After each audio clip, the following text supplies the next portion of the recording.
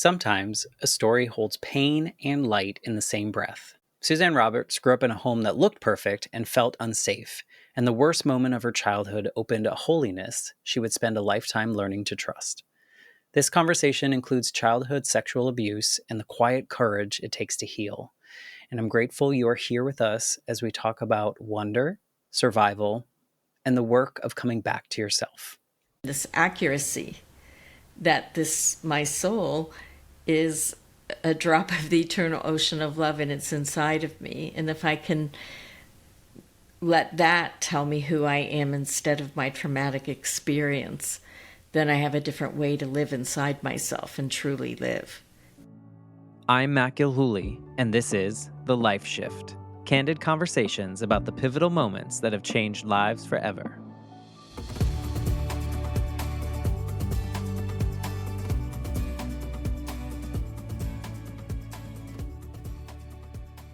Hello, my friends. Welcome to the Life Shift podcast. I am here with Suzanne. Hello, Suzanne.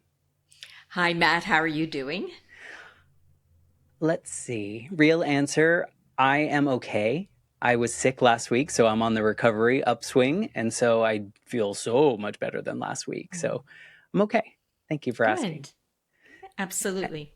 And also, thank you for wanting to be a part of the Life Shift podcast. It has been, I think pleasure might be the wrong word, but it has been a pleasure to be able to talk to people about these really important moments in their lives, whether they're super traumatic or really devastating or super positive or something that they created for themselves.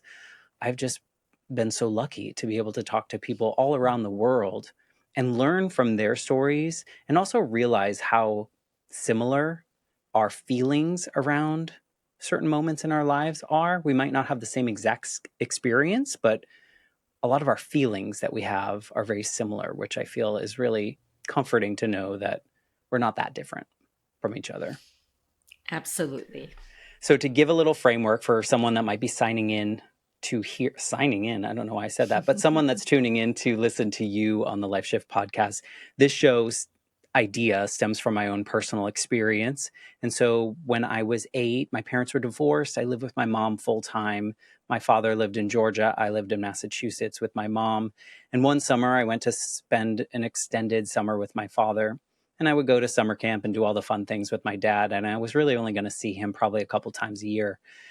And one day after summer camp, he brought me into his office at his work. And he had to tell me that my mom had been killed in a motorcycle accident. And at that moment in time, kind of everything that I knew about my everyday life was no longer existed for me. I knew that I was now going to have to live with the parent that I wasn't used to living with. I was going to have to live in a different state, go to a different school, be the kid with the dead mom. Like everything about my life felt very different. And this was 1989, so people weren't talking too much about grief. People weren't talking about how to help a little 8-year-old. And my dad didn't have the tools and his mom didn't have the tools. And so I just heard others like, oh, we need to make sure he's okay. And so I just assumed that I had to show everyone I was okay. And so I just pushed it down for about 20 plus years and just leaned into that perfectionism, and that fear of abandonment kept me in a straight line so that I would just accomplish. And then, luckily I got into therapy in my early 30s because of some other triggering event, and I was able to process it all. But I say all that because in that 20 years, I was like, do other people have these line in the sand moments in which one second to the next, they're a totally different person or something about their life is so different? And so I'm just so honored to be able to hold the conversations with people about these moments. And it's really taught me more about humanity and about myself, and has been a little bit of my healing journey as well. So just a long way to say thank you for just being part of my healing journey. Absolutely. Thank you. Well, that was my first time hearing your story, and it caught my breath. So I just want to say that because, I can see you're doing fine, and it was impactful to hear that. I don't want to pretend like it wasn't. Well, thank you. Yeah, for me, I think of the listeners out there, they might be going through something and they feel really alone. And for me, I knew logically that I wasn't the only kid with a dead mom, but I really felt like I might have been the only person and no one Right. could understand how I felt. And so I just think these conversations, the more we put these stories Hmm. into the world, other people might hear them and then feel permission to share their story. Maybe they haven't before, or maybe they just feel seen or validated or whatever it may be. So it's just, out of trauma sometimes grows something beautiful. And that's what I consider this podcast is like a really Nice. good growth from that really hard time for my life. So, Absolutely. all right, before we get into your story, which I know is a really hard story, but an important one to share, and probably one that a lot of people go through and can't share or feel like they can't share. But before we do that, I'd love for you to tell me today, 2025, going into 2026, who is Suzanne? Like, how do you show up in the world? How do you identify these days? Gosh, that's interesting. I would say where I am right now, I just launched my first book. I'll show it to you. It's Deeper Than That. And we had a documentary along with it. We did it in a historically Black theater in Columbus, Ohio. We had a spoken word poet, a panel. I taught, and then we showed the documentary. And we built collective power with a very diverse group of people at the end. It was a very powerful experience. And I just turned 73 at this point in my life. I feel I'm leaving legacy work. I just launched a big program. Yeah, I'm a wild person. Like I have vision and I take action, but I'm combining. I've been an executive coach and consultant for many years. I have my own company, and I've been also on the side exploring metaphysics and science as a way to explain human consciousness and As one does.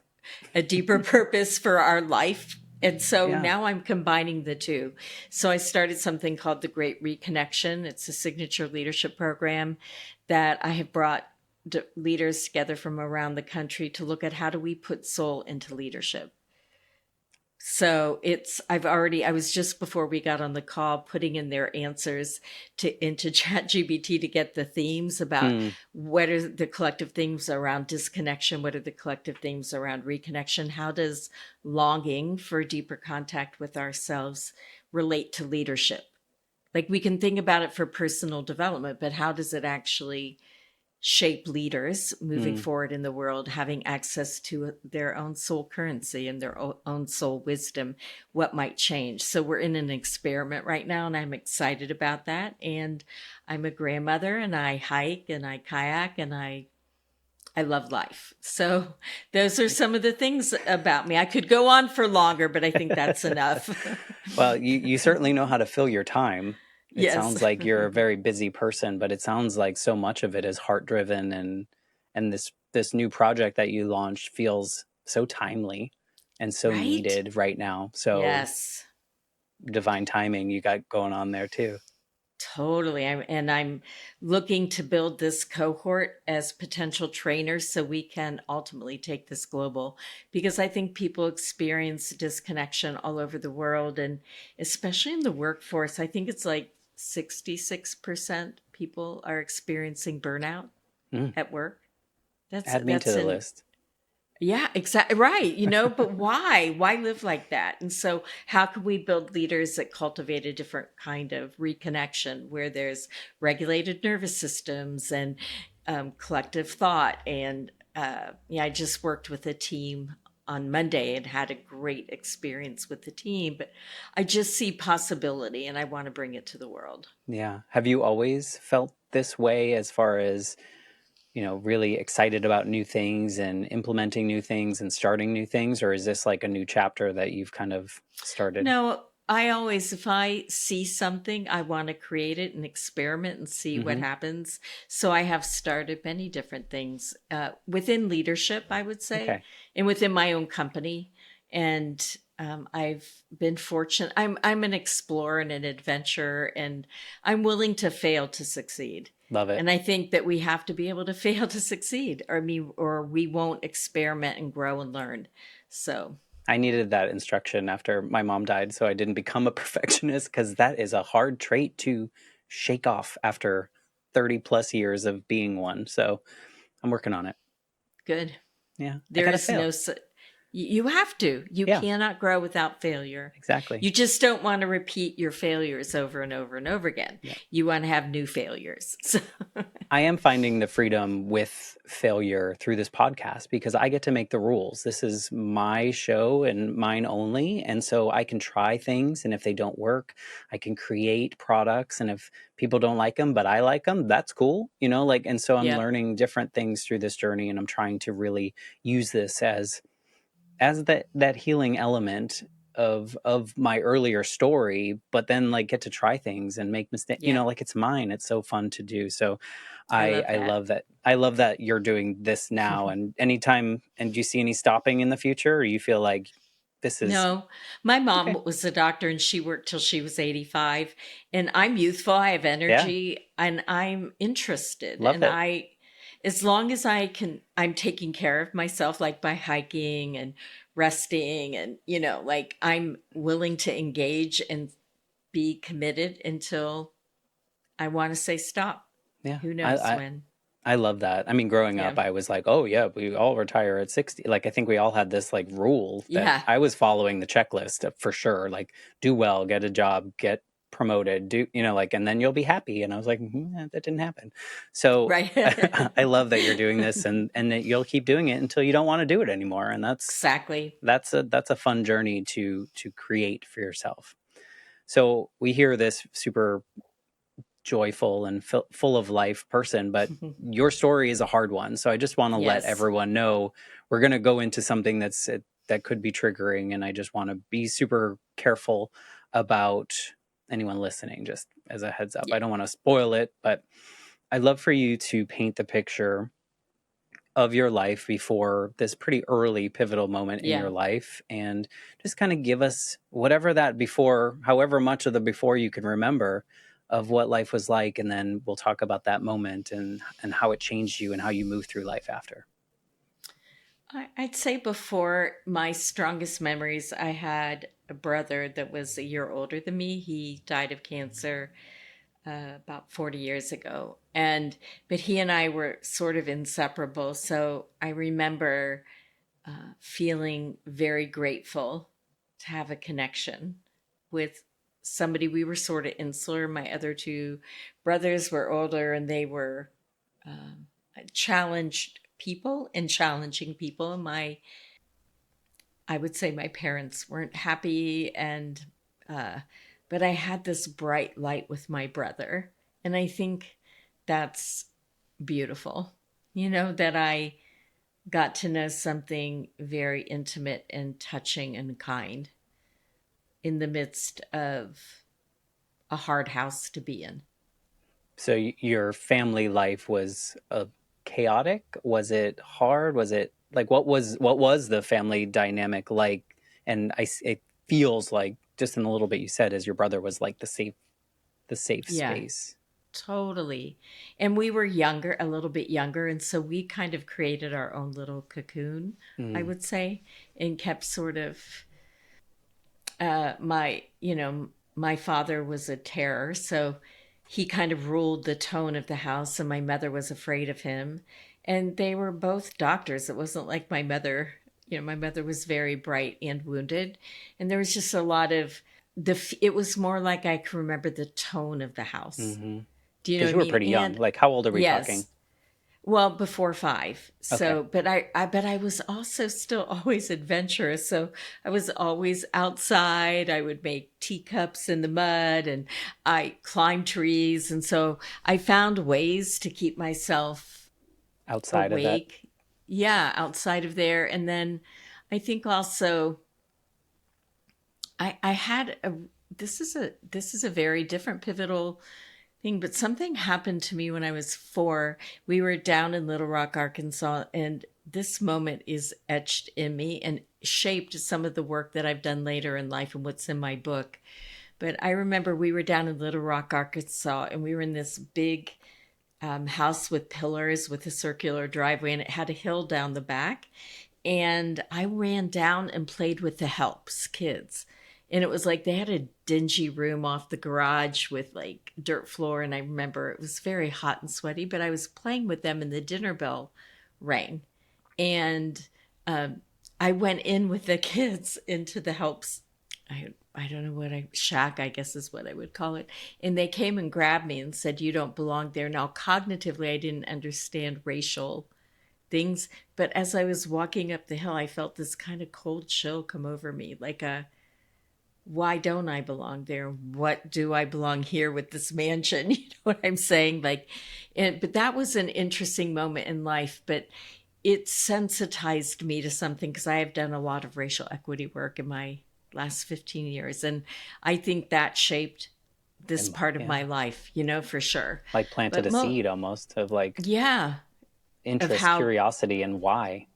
Why? But, mostly I think I found solace outside and with my brother, and those are really sweet memories for me. Yeah. What time period was this? So I was born in 1952, so it would be like around 1956. Okay. So this was also the time period in which I bet a lot of families were very similar in what was happening inside, but like my dad's younger years, his family would have swept anything that was happening under the rug. Like no one knew. Did anyone know what your home life was like outside those doors, or did you present as a picture perfect kind of family? And I grew up in an upper middle class neighborhood. So you can't share any of that. Country club, whole thing. Yeah. Right. So yeah, so it's just another layer to your story in which like everything that happens inside the house it's like what happens in Vegas stays in Vegas. It's kind of like we don't share, we don't talk about it, we don't talk about our feelings, we don't talk about anything. So I can imagine as just a 4-year-old who before this main event it was probably really hard, but you were still finding this beautiful space to be you as much as you could, right? Totally. Yeah. And then when I was 5 is when the really tell us hard stuff. I figured out how to say it in a way. If you want to read it in greater detail, you can read it in my book because it's too much to listen to in a certain kind of way. Yeah. But how I say it is when I was 5, I experienced childhood sexual abuse by my father. I fought him. He did it on the living room floor, so I wasn't in a private room. And my family saw, and because I screamed. And I saw them watching it happen, and I just wanted to die, because whoever he was, he groomed the house to make that possible. Think about it. Most perpetrators go, don't tell anybody, and they do it in private, and not my dad.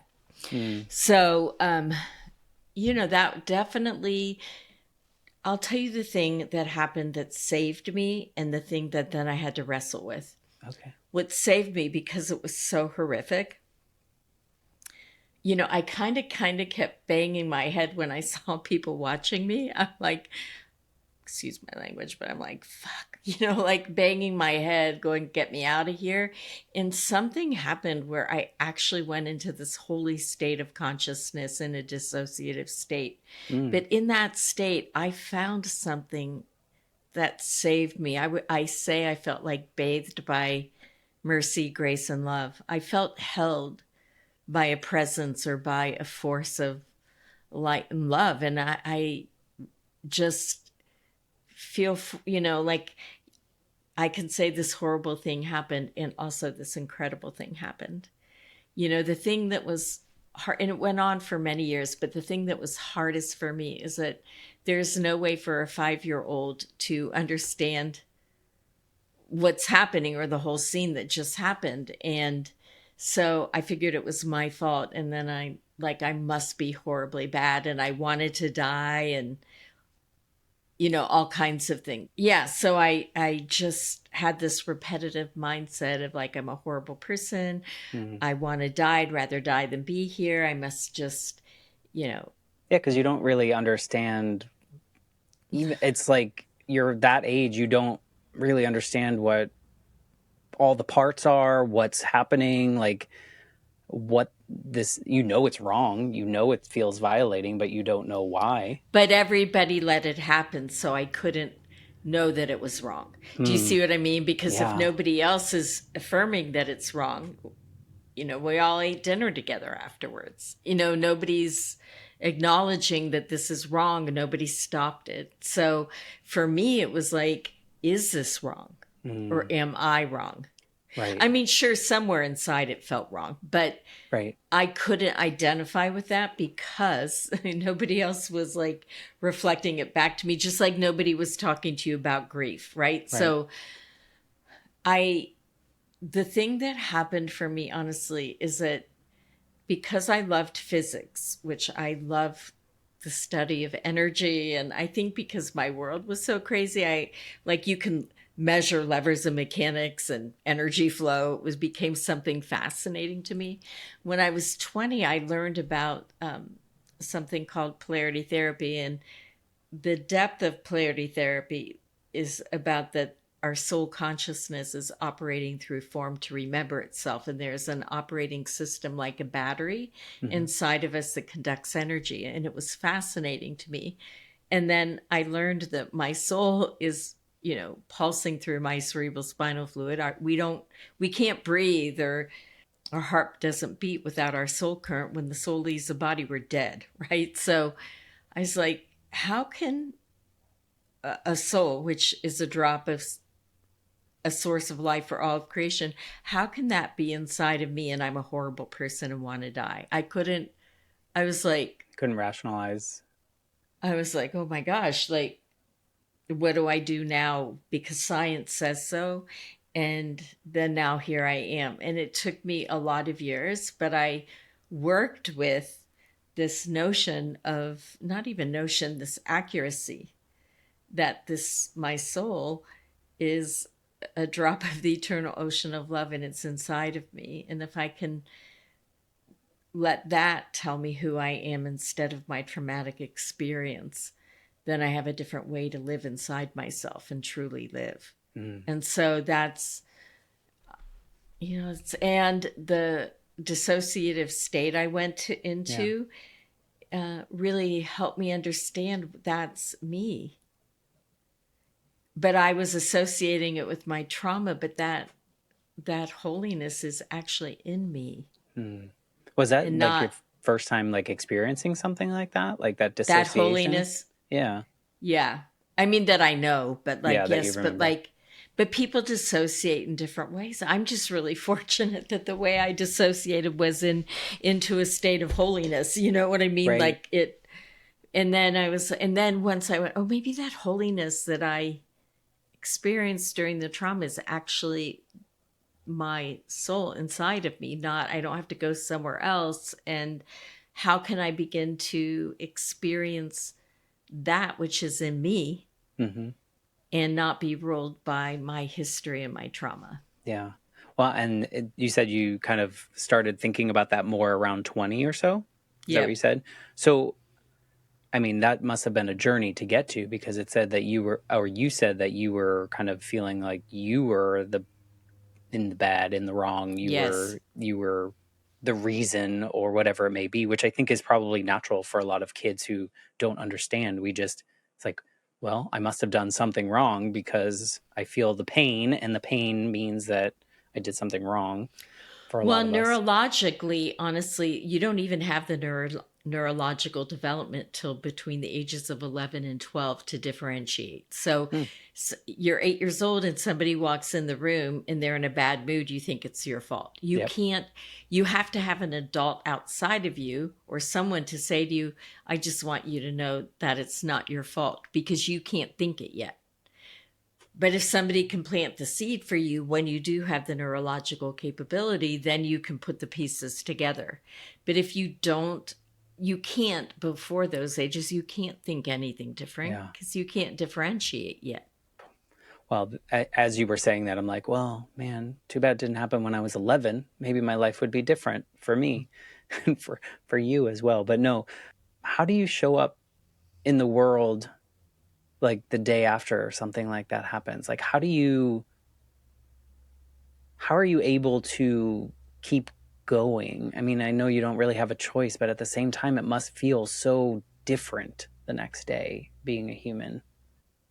Well, Or did anything change, or did you show up the same way and just kind of oh, pretended it didn't I happen? just started, I just started tucking myself away inside, and there was just so much chaos in my house anyway, and then my parents were fighting and my brothers were fighting, and there was a lot of violence. It was like so many things, and I just learned how to kind of tuck away inside. And I got good grades, but like by the time I got to high school, I was suffering pretty greatly actually, but I was athletic, which helped me. So I didn't go to school enough to graduate, honestly, but they said I was smart, so they let me out, but I would just stay home.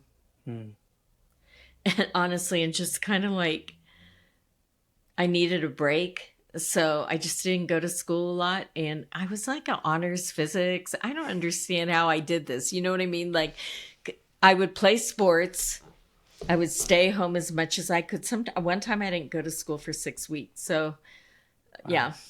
Wow. And I just, I learned how to forge my mom's handwriting. She knew it later in life.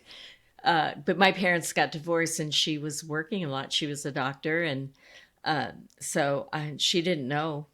I just didn't go to Yeah. school. Did you have an opportunity to bring up that assault with your mom, with your brothers, any of that, like as you were growing up, or did that come later for you? No, well, no, my brother, my oldest brother, would tell me because if I ever defended my dad, he would say you should hate him because he raped you. So he would, because he saw it, so he would tell me he raped me.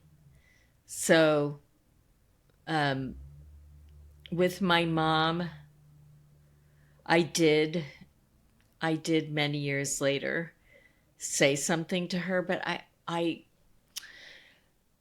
I knew my mom well enough to know that she didn't really have the capacity to face it, and that it would crumble her. Because how could you watch your daughter be raped and not do anything? Do you know what I'm saying? So I did, I just needed to know that I wasn't crazy. So we were sitting next to each other, not looking at each other. And I just said, Mom, I just need to know, is it true?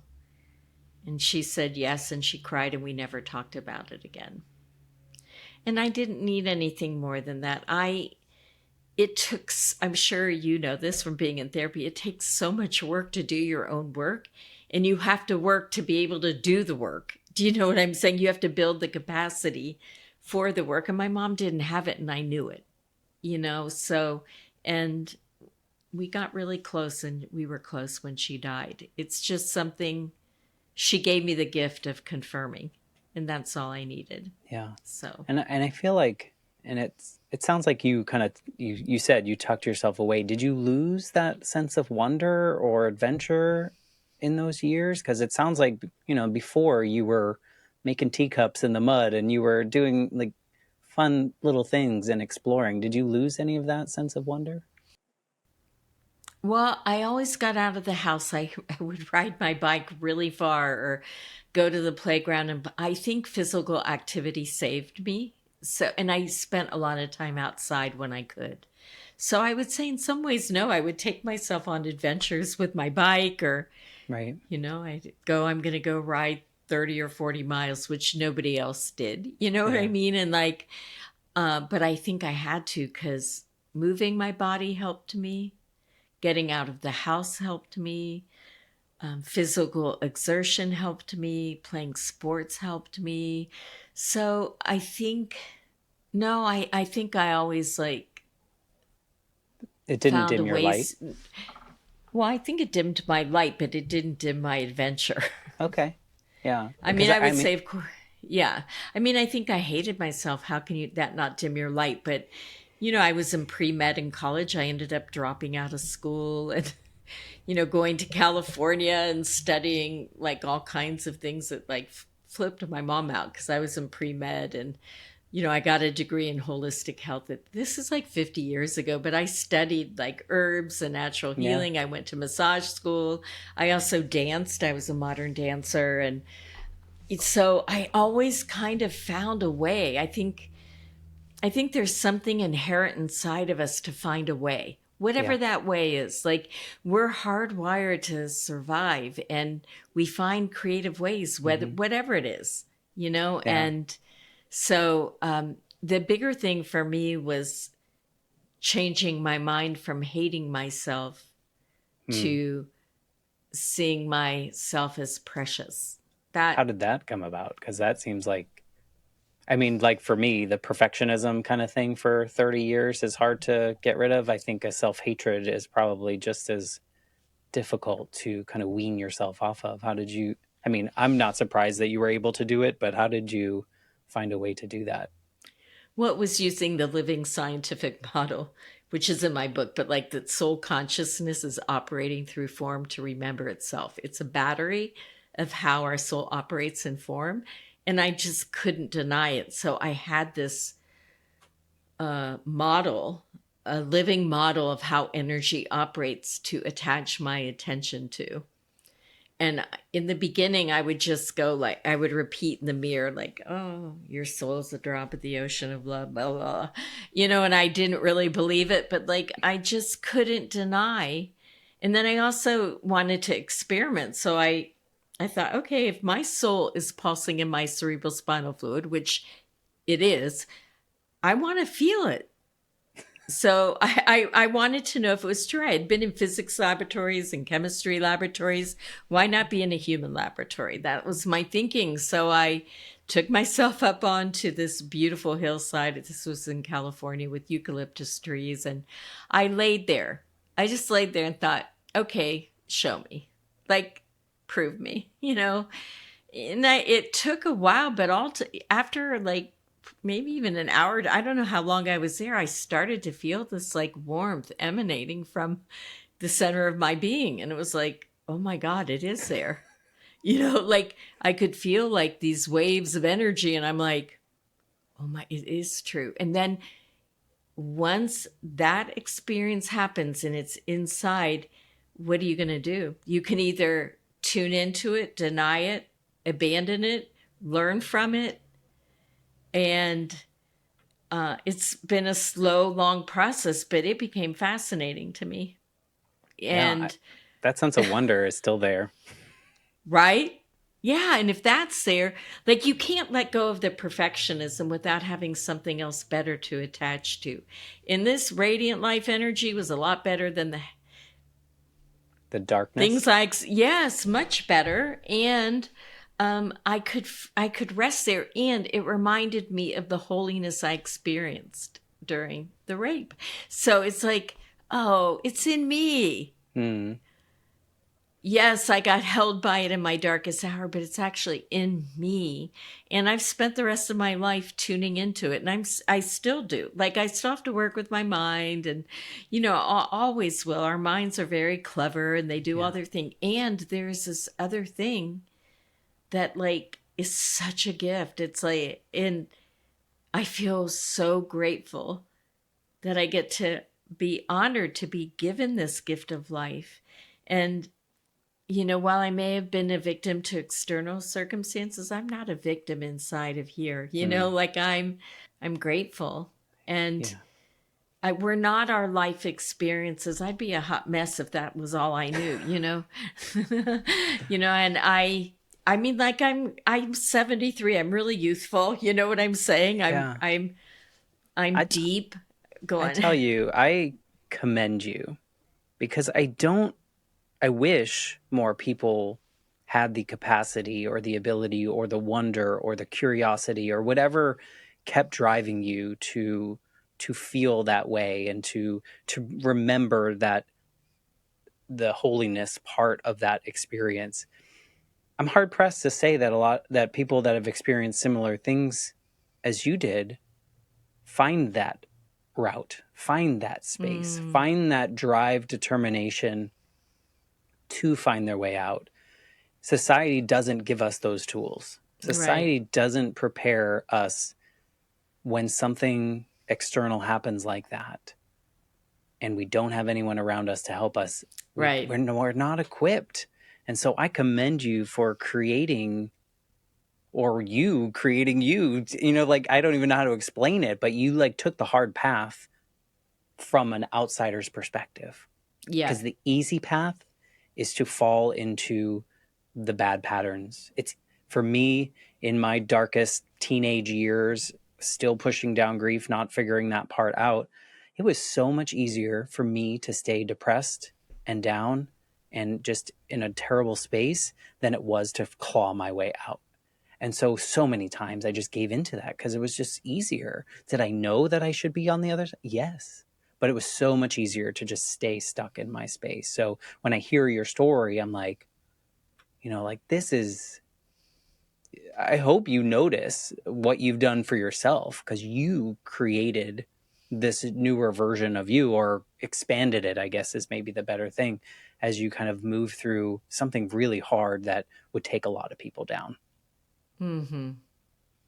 I don't know if you see it like that. That seems like, Well, in some ways, I guess, yes. I mean, I think I also had hard years in my of teenage course. years, you know what I'm saying? But like, maybe it was the holiness I found, or that I already had found resource outside by movement, like, being active. Yeah. I maybe, but I already had resources before it happened, or I remember being outside when I was young before this happened, and like looking up at the night sky and going, wow, I don't think it ever ends.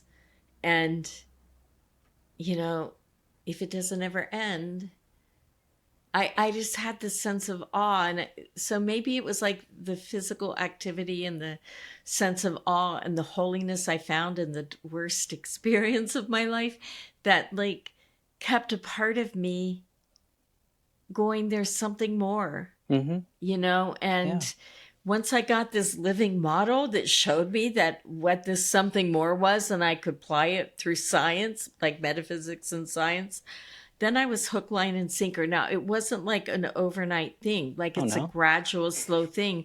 But like, I think you're Wasn't a light talking, switch? no, no. And I think you said something really good. One of my, somebody on my teaching staff, her name's Sharonda Crone, but she's like, choose your hard. It's hard to recapitulate with your wound. And it's hard to choose your living energy, but one's life giving and one's life taking.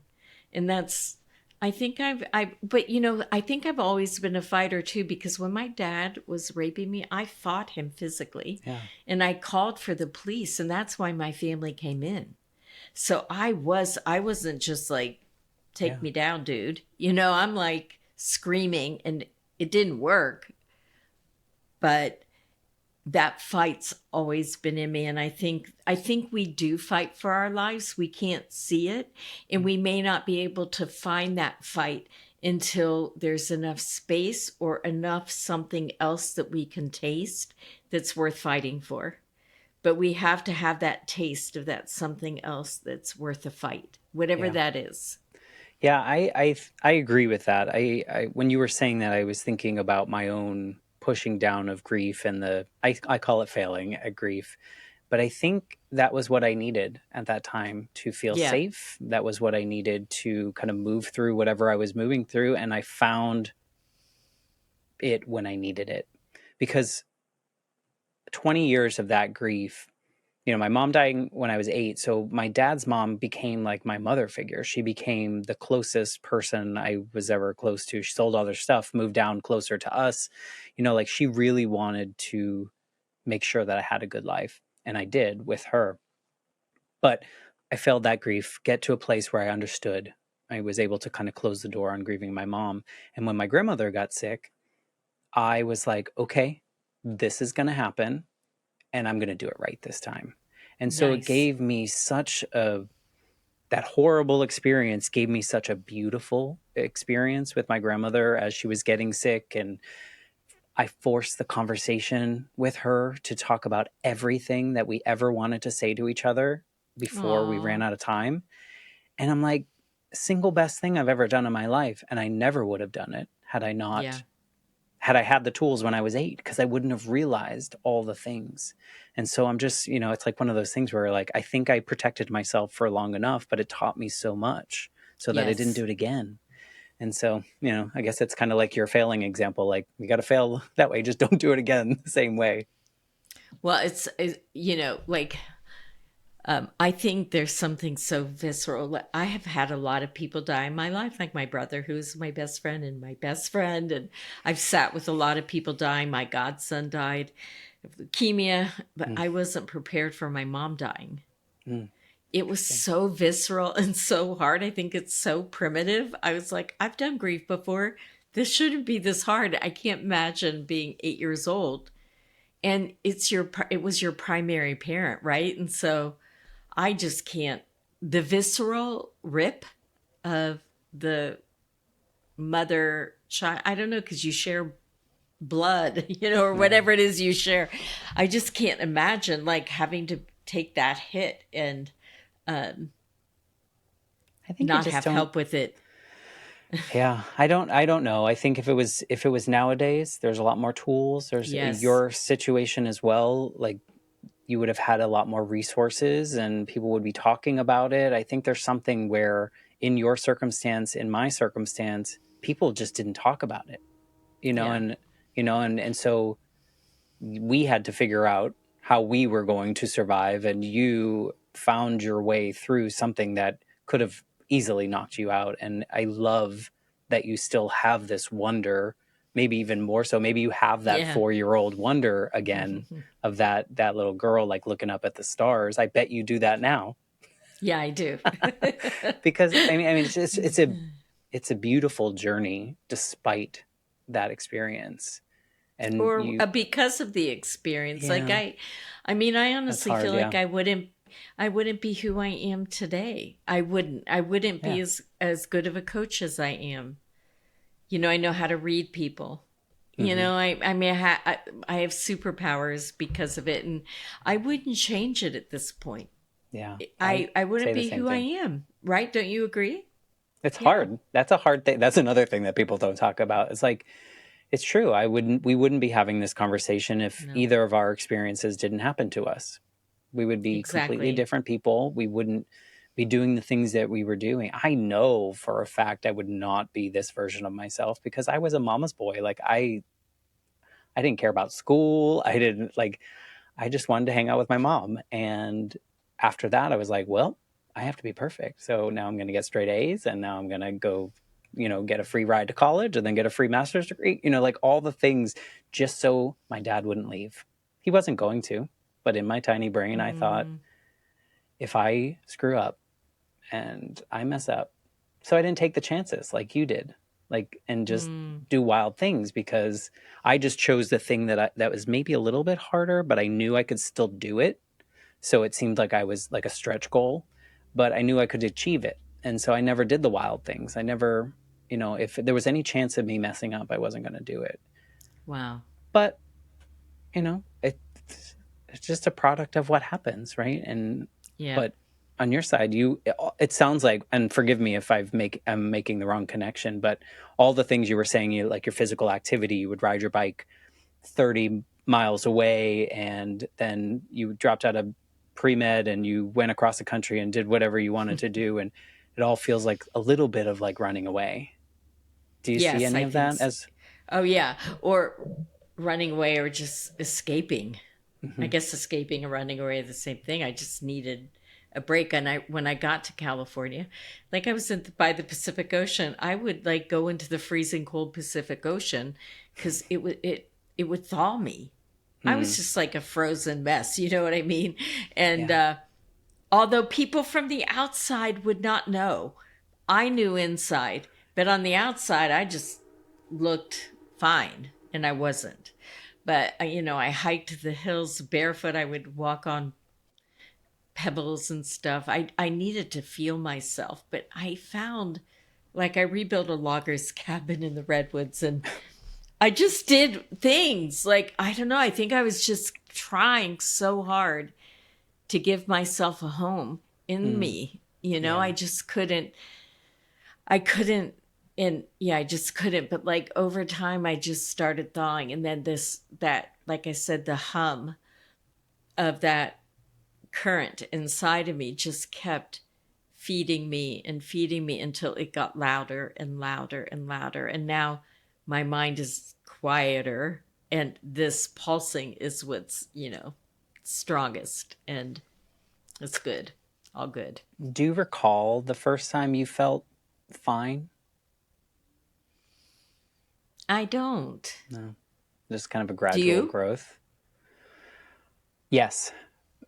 It was, or when I felt like, oh, I jumped over the line.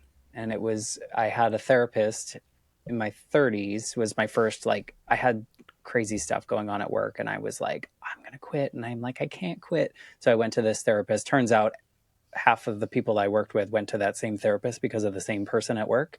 So she's like, oh, I know that person. But we started talking about my own story. And she said one sentence to me, and that was the line I needed to hear at that moment in time. And it was, you realize that every decision that you made with that scared 8-year-old brain since. And then everything started unraveling. And I was like it was, but it was a moment where I was like, all right, I didn't realize that, but now that I do, I'm not going to do it anymore.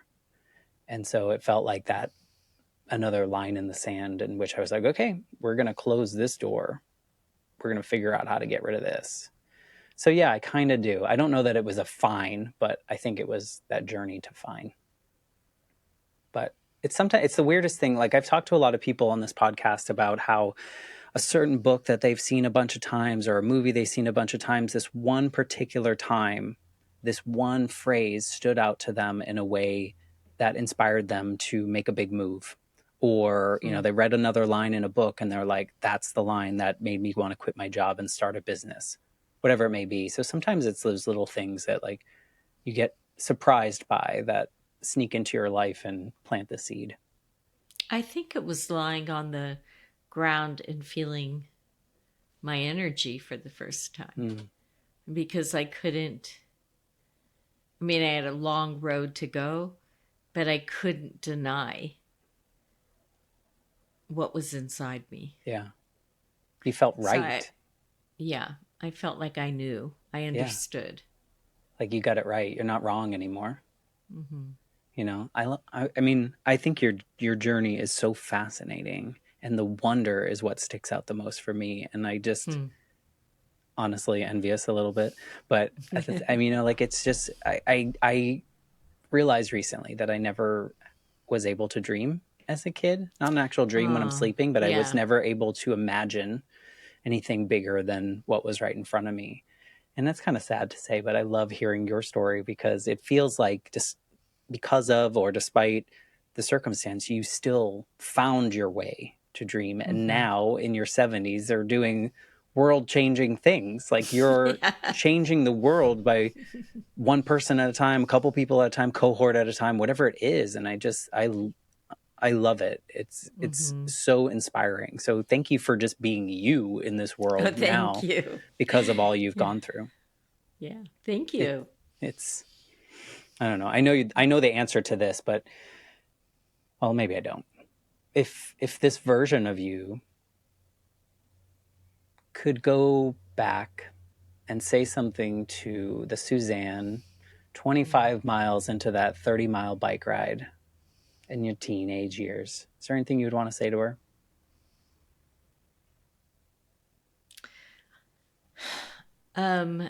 Honestly, like, you're so smart that you found joy in riding your bike, and I still find joy riding my bike. Like, I think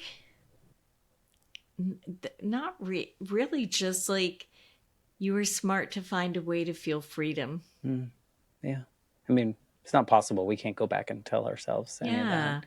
I mean, I think there I felt pretty free. That was, I just felt so good riding my bike, because I was moving and nobody was coming after me, and there was no yelling or fighting, and I could feel the wind and the motion, and The safety. And I think I would just tell her how smart she was. Well, she still is. Yeah. So you are doing so much for the world. You have this book out in the world. You have all these services and whatnot. If someone's listening to this story, maybe they went through something similar, but their journey looked quite different, or something that you said resonated with them. I'd love for them to be able to find you, connect with you, read your book, or even just reach out and tell you their story if you'd be open to Sure. that. So perhaps you can tell us how to Absolutely. get into Suzanne's world, or what's the best way to find you. Well, my email is suzanne@unifyingsolutions.com. You can go to my website. On the front of it, there's a tab to get into my book portal, which you don't have to read the book to do the book portal, but there's meditations, teaching videos, there's a Love that. journaling workbook, and the trailer to the documentary will be in there. I do recommend reading my book because it has 3 sections. It's my story, and how I helped restore myself. And then it's about you. How does this operating system work? And then it has distinctions in there, like what's the difference between aloneness and isolation, stillness and sedation, longing and wounding. So there's a lot of rich information. And then the last section is called Everyone. If life energies in everyone and everything, how come our social systems don't look like that? And how can we come together to be better human beings? But even though I wrote it, like, I'm like glad I have my own book, because I pick it up and read it and I think, oh, wow, I don't remember writing that, but I needed to hear that today. Yeah, good And reminders. there are really good reminders in there. It's not a long book. So I encourage you to listen to it and read it, and do get a hold of me anytime. And I do offer, I call it a complimentary coaching call, but we could consider it a discovery call. It's 30 minutes. You can do that through the website too. Awesome. So, Well, we'll yeah. definitely put the links to your website and I don't know if you want the email. They can probably find you on the website, right? They can Yeah, find a contact. I So think so. we'll put Yeah. that for ease. I encourage you, if you're listening now, and something that Suzanne said, maybe it's not the main pivotal part of her story. Maybe it's something else, and it resonated with you. I think there's power in reaching out to someone else and letting them know how something affected you. I think there's a lot of power that we can get from that. And I think it would probably be beautiful for Suzanne to hear. And it would be lovely to know that this conversation sparked something in you. So I just encourage the listeners to just connect more with people. I think That's great. it's so important, right? I think that's how we grow. That's how we become better humans, by connecting more with other people, I think. I think so too. Well, thank you for going on this journey, answering my questions, kind of having this conversation, letting me share some of my story. I really appreciate it, Suzanne. Me too. It's been great being here with you. It's been a real pleasure, actually. Thank you. Thank you for having me. Well, and thank you for the wonder that you put into the world through your own wonder, because I think it can be very infectious in such a good way. So keep being adventurous and full of wonder, because I'm sure you're inspiring the people around you. And I guess I will say thank you to the listeners for being a part of this journey now for almost 4 years. And Wow. I think I'm going to say goodbye, and I'll be back next week with a brand new episode. Thanks again, Suzanne. Thank you.